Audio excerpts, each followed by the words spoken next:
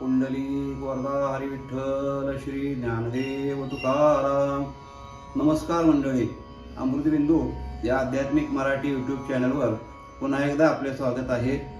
आजच्या चिंतनाचा श्लोक असा आहे: जगी पाहता चर्मचक्षीन लक्षे, जगी पाहता ज्ञानचक्षीन रक्षे, जगी पाहता पाहणे जात आहे, मना सत्यानंत शोधून पाहे. श्रीराम. मंडळी, याही श्लोकामधून समर्थांनी तो परमात्मा कसा आहे, त्या परमात्म्याचं दर्शन कसं घ्यावं याबद्दल आपल्याला सांगितलेलं आहे.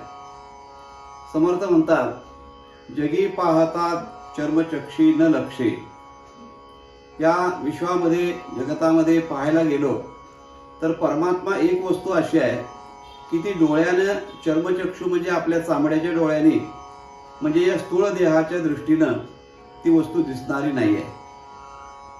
मग तशी जर दिसत नसेल तर मग त्या वस्तूला पाहण्याकरता कोणती गोष्ट आवश्यक आहे, तर त्याला संतांनी डोळ्याचा डोळा असं म्हटलेलं आहे. डोळ्याचा डोळा. नामदेवरायाने एका ठिकाणी असं म्हटलंय की डोळ्याचा डोळा उघडीला जेणे. म्हणजे सद्गुरू काय करतात तर आपल्या डोळ्याचा डोळा उघडतात.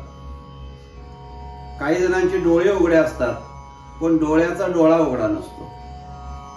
एखाद्या वेळेला डोळा उघडा नसेल तरी चालतं, पण डोळ्याचा जो डोळा आहे तो उघडा असला पाहिजे, तर त्याला ज्ञानदृष्टी असं म्हणतात. महाराजांनी एका ठिकाणी म्हटलंय की ज्ञानदृष्टी हरपली दोन्ही नेत्र आंधळे. अगदी हरणासारखे जरी डोळे असतील, सुंदर डोळे असतील, बारीकातलं बारीक अक्षर जरी तो वाचत असेल त्या दृष्टीनं, परंतु ज्ञानाची दृष्टी जर त्याच्या ठिकाणी नसेल तर त्याला आंधळं म्हटलेलं आहे शास्त्राच्या दृष्टीनं. दोन्ही नेत्र आंधळे असं ज्ञानेश्वर माऊली म्हणतात. म्हणजे दोन्ही डोळे असून सुद्धा तेही आंधळेच आहेत. म्हणजे ज्ञानदृष्टी महत्वाची आहे चर्मदृष्टीपेक्षा.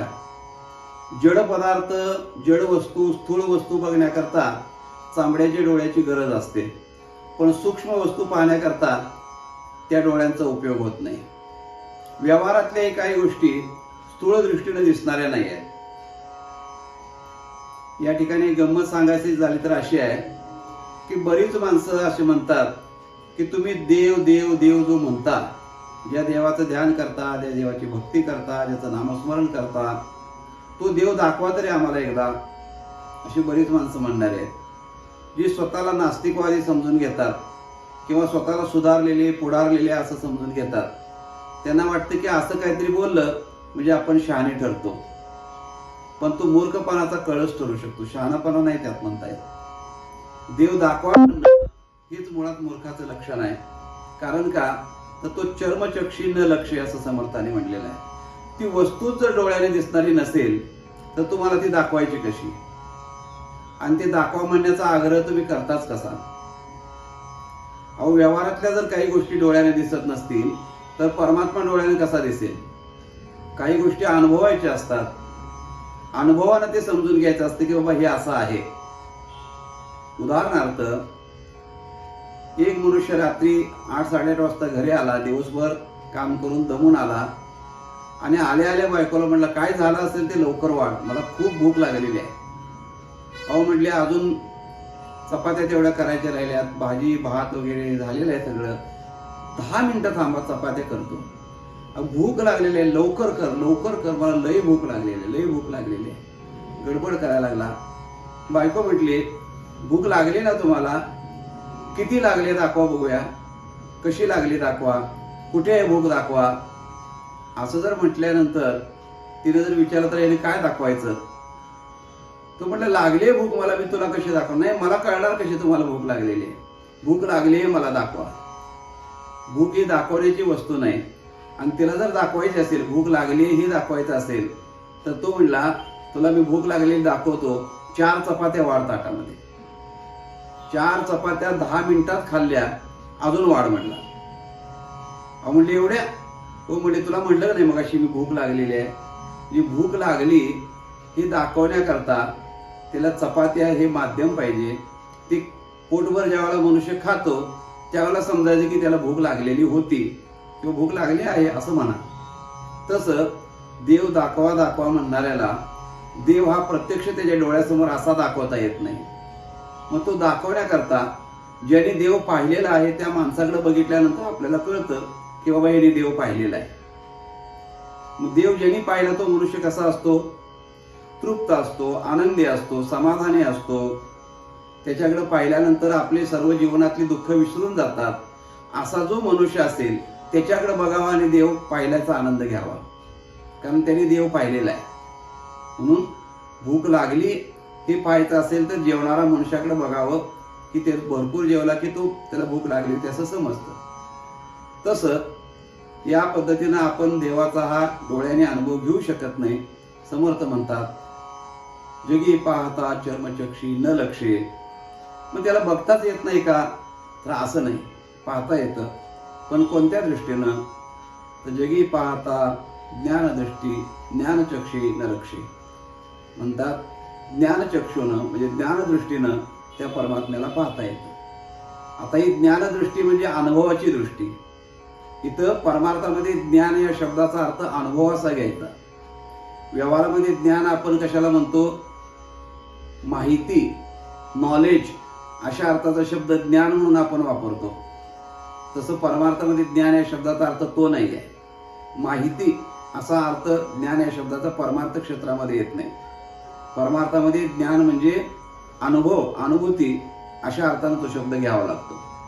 ज्ञानदृष्टी म्हणजे अनुभवाची दृष्टी. आणि जे अनुभवाला येतं ते बघावं लागतच नाही ना.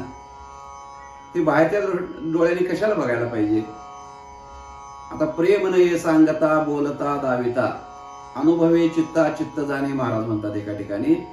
प्रेम सुद्धा एक अशी वस्तू आहे की ती काही डोळ्याने बघायची वस्तू नाही, ती अंतःकरणाने अनुभवण्याची वस्तू आहे. ज्याचं प्रेम आहे, ज्याच्यावर प्रेम आहे, त्या दोघांनाही त्या प्रेम या वस्तूचा अनुभव येत असतो. आणि अनुभव आला की तो मनुष्य तृप्त होतो.